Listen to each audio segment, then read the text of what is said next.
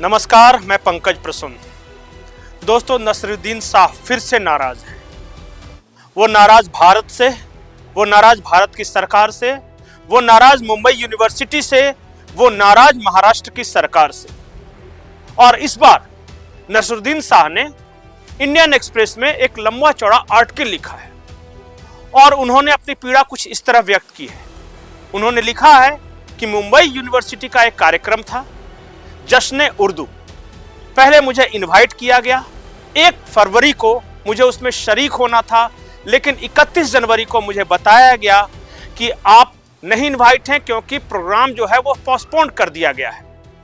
नसरुद्दीन शाह लिखते हैं कि चूंकि मैं भारत सरकार के खिलाफ बोलता रहता हूं, क्योंकि उन्होंने लिखा है कि मैं तथाकथित विश्व गुरु की तारीफ नहीं करता, एक नार्सिस्ट उन्होंने शब्द का इस्तेमाल किया, उसकी मैं तारीफ नहीं करता हूं, क्योंकि मैं भारत की तारीफ नहीं करता हूं, इसीलिए मेरा प्रोग्राम कैंसिल कर दिया गया।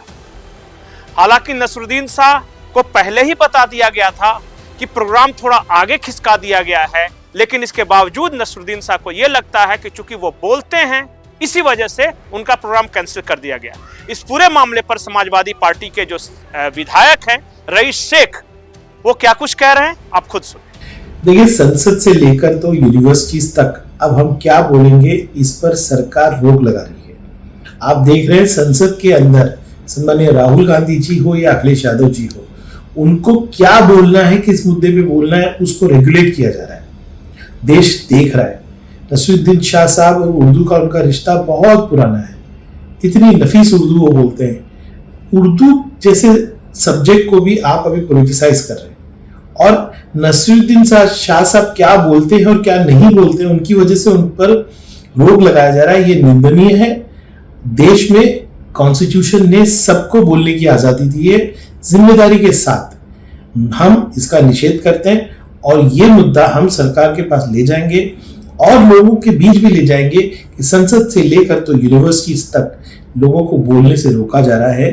देश देख रहा है। आने वाले चुनावों में, आने वाले वक्त पे सरकार को जनता जरूर जवाब देगी। ऐसा पहली बार नहीं है कि नसरुद्दीन शाह नाराज हुए हैं। उन्होंने सबसे पहले यह कहा कि इस देश में असहिष्णुता है। उन्होंने यह कहा कि मुंबई फिल्म इंडस्ट्री में मुसलमान होने के कारण उन्हें काम नहीं दिया जा रहा। उन्होंने यह भी कहा कि इस देश ने उनकी उतनी कद्र नहीं की जितना होना चाहिए था। नसरुद्दीन शाह ये कहते हैं कि अगर वो चाहते तो दुनिया के किसी भी स्टेज पर जाके एक्टर बन सकते थे, लेकिन हाय रे उनकी खराब किस्मत कि उन्होंने भारत को चुना और मुंबई फिल्म इंडस्ट्री को चुना। ऐसा नहीं है कि नसरुद्दीन शाह के बातों से सारे लोग इत्तेफाक ही रखते हैं। उनके साथ काम कर चुके लगभग उन्हीं के दौर के जावेद अख्तर कहते हैं कि नसरुद्दीन शाह हमेशा से इसी तरह के हैं। उन्हें हर वो शख्स पसंद नहीं है जो कि सफल हो रहा है। जावेद अख्तर ने नसरुद्दीन शाह के बारे में एक कार्यक्रम के दौरान क्या कुछ कहा था, आप खुद सुन लीजिए। उनको कोई सक्सेसफुल आदमी नहीं पसंद है। अगर पसंद उसका नाम बताएंगे, ये आदमी मुझे बहुत अच्छा लगता है, हालांकि सक्सेसफुल है, एक नाम मैंने तो आज तक सुना नहीं। और दिलीप कुमार को क्रिटिसाइज करते हैं, अमिताभ बच्चन को करते हैं। हर आदमी जो सक्सेसफुल है वो कुछ जरा उनको भला नहीं लगता। नसरुद्दीन शाह को भारत की कोई बात अच्छी नहीं लगती, लेकिन नसरुद्दीन शाह को पाकिस्तान बहुत अच्छा लगता है। उन्होंने खुद कई जगहों पे ये कहा है कि पाकिस्तान में जिस तरह का प्यार मिलता है मुझे, जिस तरह के वहां के लोग मेरी इज्जत करते हैं, उससे मुझे ऐसा लगता है कि मैं अपने ही घर में हूं। बहुत पुरानी एक फाइल है, पाकिस्तान के किसी टेलीविजन से मैंने निकाली है और विद फुल कटसी, मुझे चूंकि पता नहीं कि वो कहां पे उन्होंने कहा, लेकिन पाकिस्तान में ये कहा है।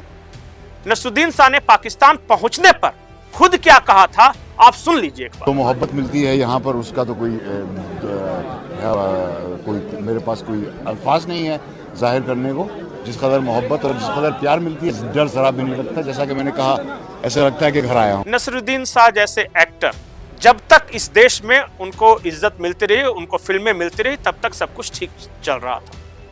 लेकिन नसरुद्दीन शाह को लगता है कि इस उम्र में भी उन्हें रॉकस्टार की तरह ट्रीटमेंट मिलना चाहिए था। उनके दौर के सारे एक्टर लगभग रिटायरमेंट या सेमी रिटायरमेंट मोड में हैं। लेकिन नसरुद्दीन शाह को यह लगता है कि चूंकि वो मुसलमान हैं, इसलिए उनको इस फेज में आना पड़ा है। बहुत लंबा एक्टिंग करियर है, कलाकार उम्दा हैं, इसमें कोई दो राय नहीं। एक्टिंग अच्छी कर लेते हैं, लेकिन पिछले 10-12 सालों से, खास करके 2014 के बाद, वो एक फ्रस्ट्रेशन के शिकार हैं। उनके को एक्टर अनुपम खेर की माने तो नसरुद्दीन शाह कुढ़ते रहते हैं, जलते भूनते रहते हैं, आसपास के लोगों से भी अच्छी तरह बात नहीं करते, वो अपना फ्रस्ट्रेशन निकालते रहते हैं। अब जरा बताइए, एक छोटा सा कार्यक्रम जिन्होंने कई बार उन्होंने शरीक हुए हैं, इसमें पार्टिसिपेट किया है, एक बार थोड़ा सा कार्यक्रम पोस्टपोन्ड किया हुआ, ये देश, ये वतन उनको बुरा लगने लगा। आपकी क्या राय है नसरुद्दीन शाह के फ्रस्ट्रेशन के बारे में? और वो इस देश से, इस देश की मीडिया से, इस देश की सरकार से, अपने फिल्म इंडस्ट्री से, हर किसी से इतना चिढ़ते क्यों हैं? अपनी राय कमेंट सेक्शन में जरूर बताएं। नमस्कार।